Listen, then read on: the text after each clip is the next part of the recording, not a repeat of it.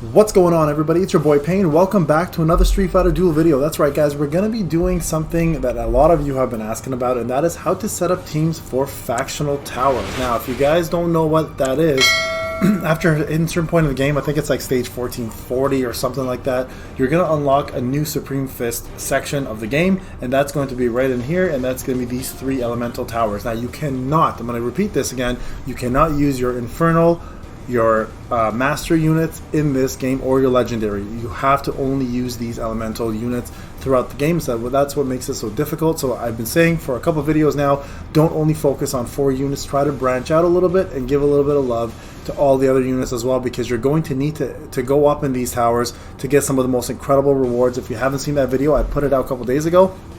It shows you after 120 plus, you get yourself div tickets, you get yourself so many breakstones, a lot of money, a lot of equipment, EXP, etc. Right? So do not sleep on this, guys. Take advantage of the 20 plus floors, and this is the best way to do it. So I only have Thunder Tower open now, and I'm on my free to play account, but I do want to talk about each element and what team is best to use in each one, and we're going to go ahead and set that up for you. Okay, so first off, Thunder Tower. So as you can see here, I've got this setup here. This is not the best setup. I'm going to swap it for a couple seconds here, and we're going to do this. Okay, so here is the best setup for this tower. Now I don't have a, actually, you know what? I'm going to swap this here.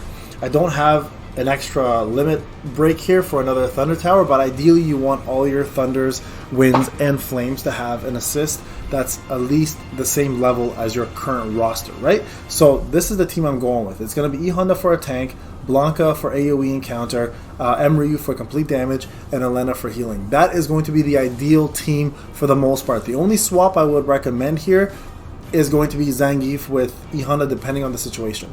So this team here currently is okay to use E Honda because he can do damage sharing, he can do a stun. If you do a heavy fire team, for example, though, you may want to use Zangief because he does reduce elemental damage coming in by 25%. So depends on which unit you want to use, is based on the team you're going to fight. But this, to me, is going to be the best team here. Another tank you can use is Makoto. Makoto will do really good in terms of damaging, and she does take a little bit to build up, but early on she does really well. So another really good unit, or assist if you can build her up to be your main assist. And also, if you decide to use Zangief as your main tank, E Honda is probably the better of the two assists anyway, so you may want to put E Honda as your assist once you get his FS opened up to FS plus 5, alright? But without further ado, guys, let's jump in here. Let's give a couple things. Oh, one thing I want to note for you guys, make sure you have the fast chant on one unit at least. Okay, you need to have that in order to build up your super gauge and take advantage of Emryu's Hadokens to finish off units quickly. Okay, so you don't have the opportunity to use I didn't put the right combo in anyways. You don't have the opportunity to use B Zangief here, so you can't cheese your way through it. So remember, your main thing is going to be damage dealing as fast as you possibly can and get rid of units quickly before they take you out. So you can see here I put the wrong combo in, so we're going to stop consecutive battle. Actually, we don't even have it active. But this team does a great job at just taking units out quick, and that's what this setup is going to be all about. Okay, here we go. We'll do this here.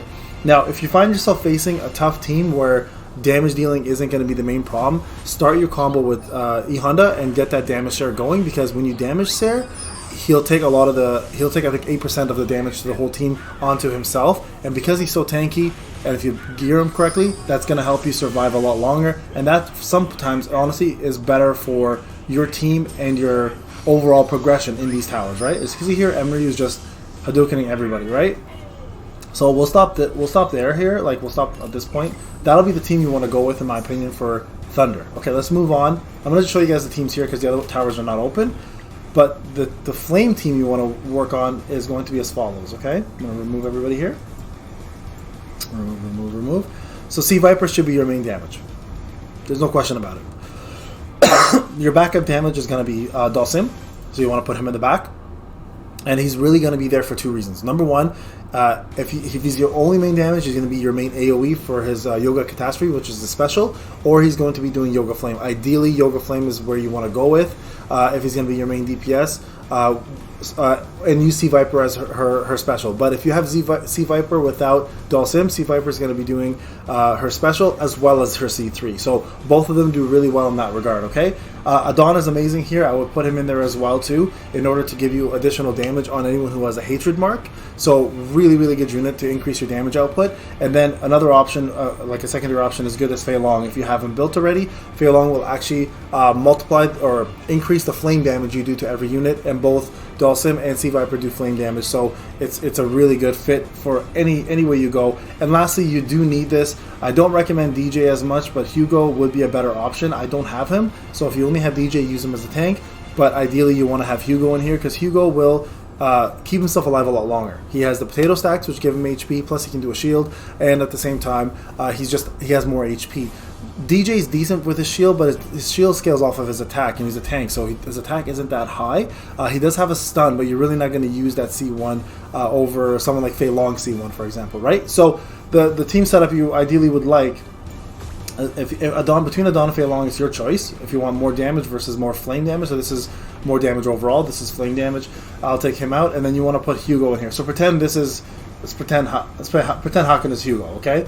And then for assists, if you are going to use Adon, right, let's just say this, you want him to have his F5, his FS5, because then he'll increase all flame damage by 12% as long as the unit survives. You ideally want to put that on Hugo, so Hugo will survive longer, or Sea Viper because she's in the back. And then the other assist you want to have is going to be Mayor Cody, because he does the dual assist at FS5, which increases damage to any dueling target by 15%. And if that target is killed, you get the attack bonus and the defense bonus, and then move on to another dueling target. So it just keeps going, and your attack and defense will keep raising. Plus, you'll continuously do damage to the forefront enemy. So those are the setups I would use. There is no healer for this team. Okay? No healer, no support. So that's why Hugo is so important to keep himself alive. He does need to have that healing and shielding, and that's why I think he's a little better than DJ. Alright? That will be the team setup there. Moving on.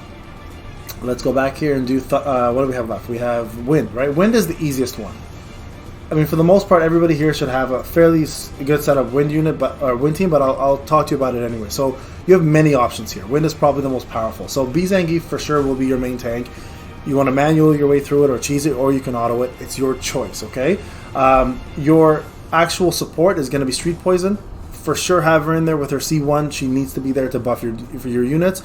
Chun-Li is a highly recommended unit here for your super gauge, your speed up, and your crit, so you can use her for that purposes. Or if you don't want to use her, you can toss in Guile instead and use mass AoE and mass damage instead of using Chun-Li, and put Chun-Li as an assist with FS5, which would give you guys 15% crit to the entire team, right? So that's another good option there. If Guile is not going to be your main DPS, you can throw in Cammy as a single target DPS to take out units really, really quickly. So you have so many options on Wind. It's almost unfair actually how easy it is. But the ideal goal would be to do something like this. This is what I would recommend here.